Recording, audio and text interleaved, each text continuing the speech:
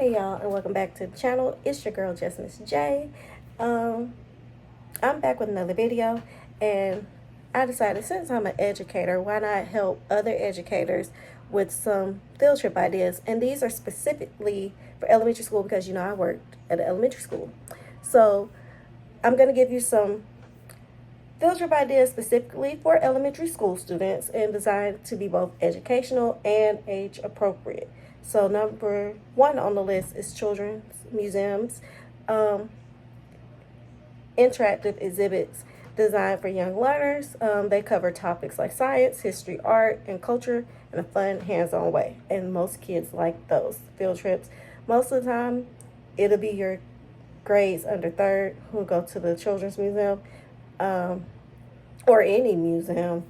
But children's museum specifically is best for elementary kids, I think. Number two, farms or petting zoos. This is a great way for kids to learn about animals, agriculture, and where food comes from. And petting zoos allow them to interact with farm animals. This is going to be great for your pre-K, kindergarten, first, and maybe second. Anything after that, don't take them because it's not going to work out. Number three, fire stations. And of course, y'all already know that's self-explanatory. Fire safety, fire trucks, the importance of first responders.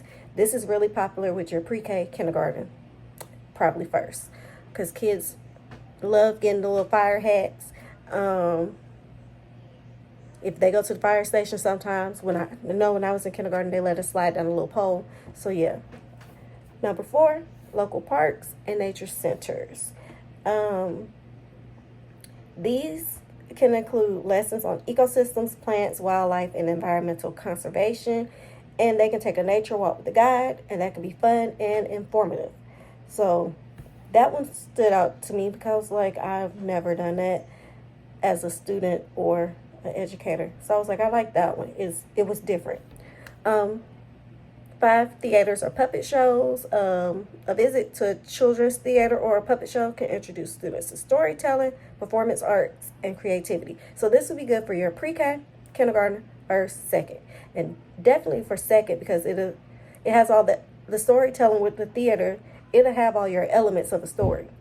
And by first, second grade, they should know the elements of a story. So it can help them to remember that, so that in second grade, when they're having to write a story or tell a story, they have all of their parts.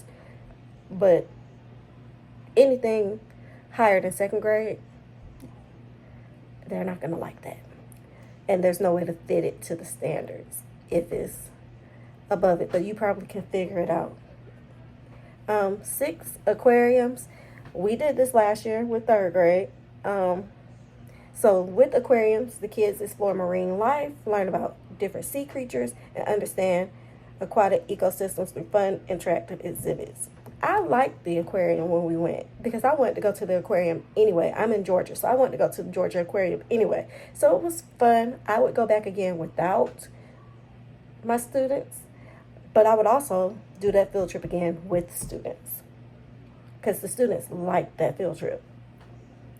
So you can do that one with third grade. That's what I did. Our first graders, they went, and I think they go every year.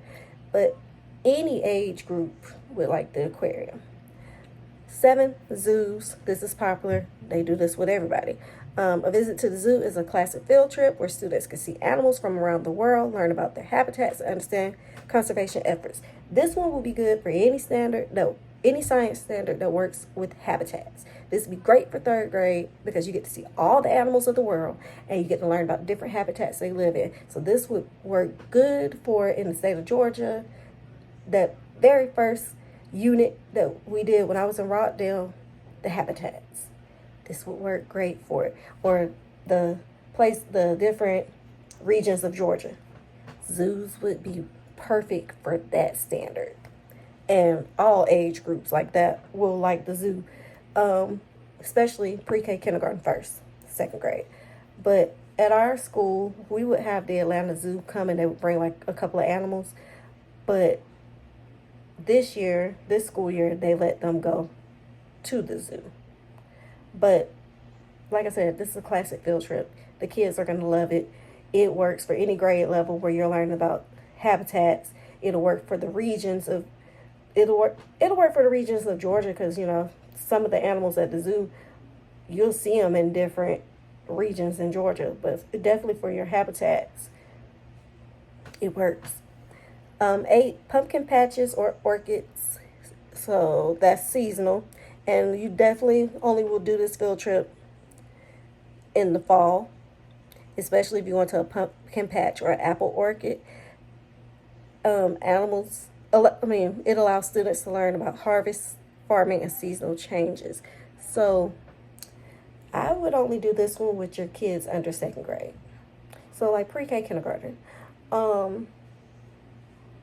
Our kids, I think they went to the pumpkin patch. And yeah, that's all I'm going to say about that from what I heard last year. But we had 2 different grade levels go. So yeah. Anyway, 9, butterfly gardens or insect zoos. A butterfly conservatory or insect zoo can teach young students about the cycle of insects, ecosystems, and the role bugs play in nature. I would say any elementary grade might like that, but definitely your younger kids, because I know the life cycle, you learn about that in 1st grade. And you learn about the life cycle of a plant, all of that. So that'll be a great 1st grade standard field trip. Art studios or craft centers is hands-on art workshops, and it can engage students in creating their own art while learning about color, shapes, and artistic expression. That would be a good field trip for an art teacher to take their students on. Definitely be great for an art teacher to take their students on, and it would be good for all age groups, because why not? I would even want to go take my nieces on something like that. 11, planetariums. So you know, planetariums, self-explanatory. You learn about space, the stars, the sun, the moon, all of that. So, like I said, it's a simple star shows, astronomy lessons tailored for younger students, can spark their curiosity about space and the solar system. So, good field trip for 2nd grade, 1st grade, maybe even 4th grade, because I think in science they go back to learn about space and stuff like that. So planetarium. And I remember going to the planetarium in elementary school too. And I know I went in probably 5th grade, 4th grade. I don't remember, but I remember going in elementary school. 2, libraries. A trip to the local library can introduce students to the joy of reading, the importance of books, and how to find information. You kind of learn that at your school library when you go to the media center for the introduction. But yeah, I don't know. I don't know about that as a field trip. But it's out there if that's what you want to do. 13, animal shelters. Students can learn about animal care, compassion for animals, and the role of shelters in the community. That'll be good when you're learning about careers. That's good when you're learning about, like I said, not habitats, but when you're learning about animals. So like that. And when you're learning about communities, so kindergarten, what they learn about community helpers, animal shelters. Yeah, that would be interesting. 14, water treatment plants. Elementary students can learn about the water cycle and how water is clean and distributed in their local community. 4th grade field trip for you, because I know in science y'all learn about water, because I taught 4th grade for a brief moment, and you do learn about the water cycle. So that would be great for y'all, and probably for any other kids too, but definitely 4th grade, because it hits that standard.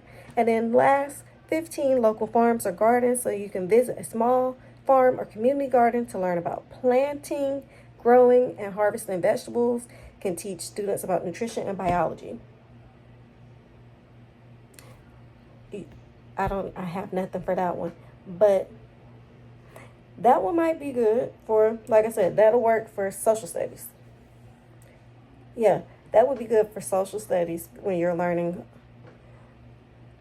Especially, like I said, some of these are great. All of these are great for like elementary school. But that one would be a great social studies standard field trip.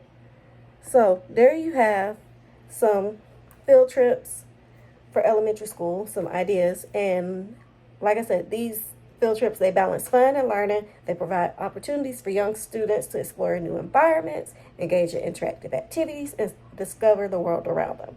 So like I said, there you have a list of elementary field trip ideas for those who you want to take your kids on a field trip, but you don't know where to take them. And even for your upper elementary students, some of these would be great to use because they go hand in hand with with your curriculum, especially water treatment plants, um, planetariums,